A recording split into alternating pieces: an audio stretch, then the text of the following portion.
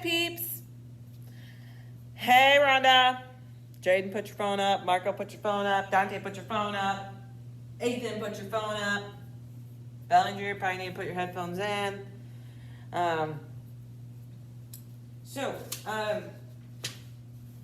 Dante, don't be eating any stuff. You know, we've done the recording thing before. So I'm not saying what, I'm just saying. Okay, today we are going to do GCF day 1. Okay, Hanson should be in there soon if she's not already. Seriously though, put your phones and iPads up. You don't need them. Okay, and get this sheet done. I'm going to do half of it like I always do, and then you guys will do the other half. Whether you finish or not, turn that dang thing in the bucket, because if you take it with you, you're going to lose it. Anytime you have extra time, you can finish it in class, you can pull it out the dang bucket. Okay, Rhonda knows where she's been putting the papers up for me, so make sure that you put it in the bucket. Okay. So GCF, hopefully you guys get this pretty easy today. I think that you will. GCF stands for, drum roll please. Yeah. Greatest.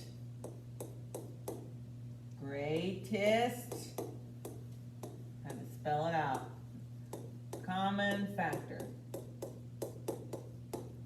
Okay, greatest common factor. So when people say GCF all the time, that's what they're talking about, is the GCF.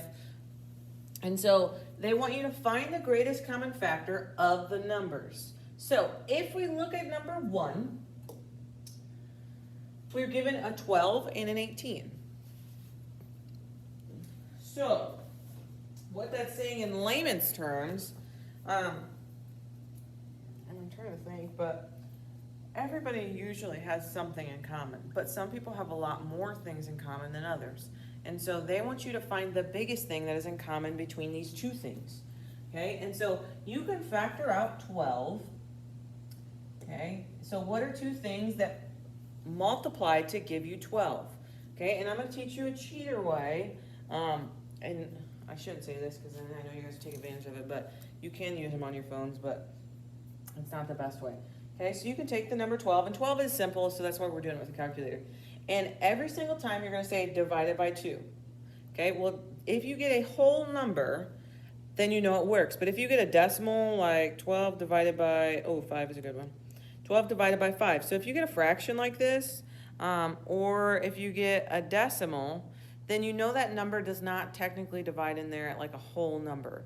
Okay, and so you always, the numbers that you want to check first are going to be the following. It's going to be 2, 3, 5, and 7.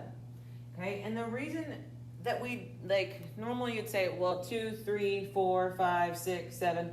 The reason you don't check 4, because if 2 goes into 4, okay? And so if 2 doesn't go into a number, 4 is not going to. And if 4 doesn't go into a number, 6 is not going to. And it kind of keeps working like that, okay? So, 12, some factors of 12, and if you don't know, you can just start dividing it out. So 12 divided by 2. Well, that did. I got a whole number, came back out. And so we can say 2, 2, and 6. Okay? And all of our bottom numbers off this factor tree need to be one of these numbers. It needs to be something prime, which means that only that number in itself divides into it. Okay? And so 2, can we keep dividing? Well, technically, yeah, 2 divides into 2, and so 1 times 2 is 2. And so that's going to be a prime, so you don't keep going on that one. But 6 you can, so it's going to be 2 and 3. Okay, and so that's our little factor tree between these two numbers. 18, let's look at 18.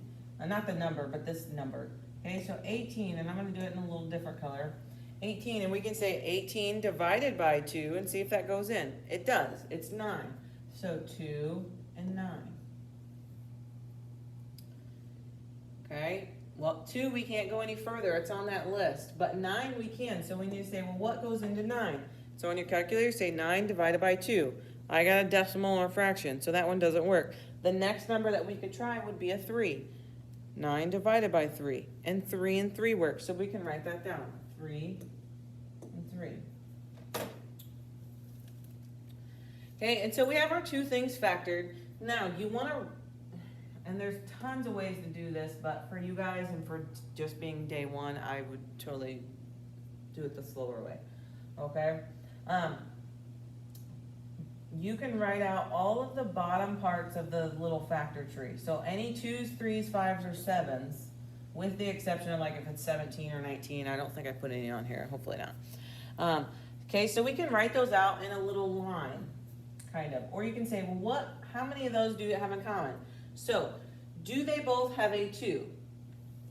Well, yes, they do. Right here's 1 and right here's 1. And so you can write a 2 down. Do they both have a 3? Yeah, they do. So we can write a 3 down. Do they both have another 2? Well, this one does, but this one does not. Okay, this one has a 3, but this one does not. And so our greatest common factor is 2 times 3, which is 6.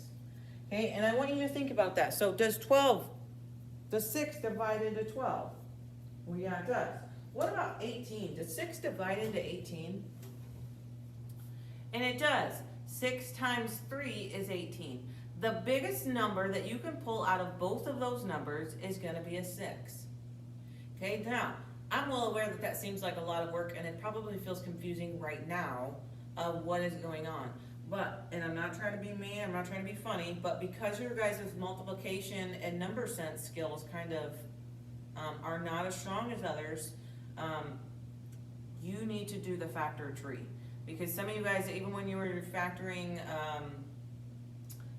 this week and you'd fill in your X and X and you'd list all the factors of the last number to try to add or subtract to the middle number, some of you guys don't even list all the numbers. And if you forget something, then it's going to be wrong. Okay, some of them are going to be really obvious, okay, but some of them are not. And so you're going to have to kind of do the factoring tree method. Okay, so let's look at 3. 3, we can factor 8. So what are some factors of 8? 2 and 4. Okay, so 2 is on our list, so that's good.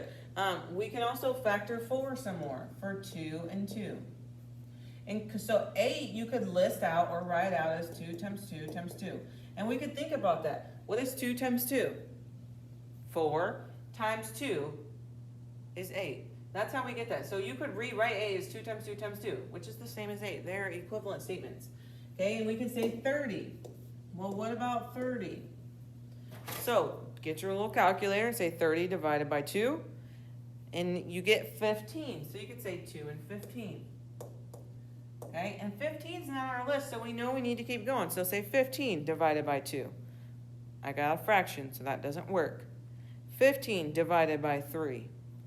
I got 3 and 5, so we could write those down. Okay, and 3 and 5 are on our list. So we know that our factoring tree is done. So you can write down all the blue ones. So 2 times 3 times 5. Okay, what has matches? What has in common? Well, we know they both have a 2. And we can see that there's another 2's in this one and 3's and 5's in this one. So the greatest common factor that you can pick out of this one is just going to be 2. 2 is the biggest number that each of those share. Okay?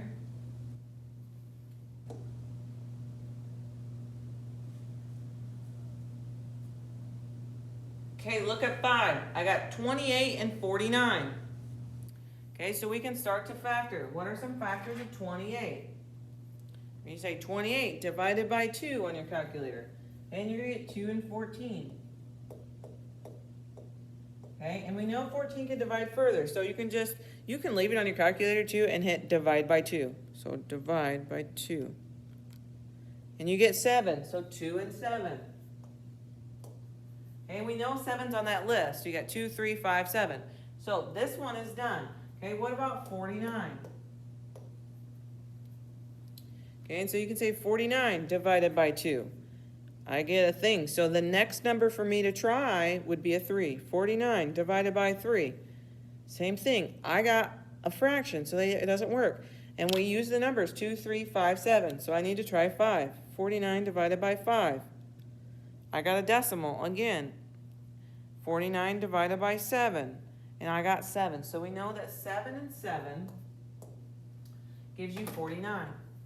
Okay, and so we can write these out in a list. For 28, I got 2, 2, 7. For 49, I got 7, 7.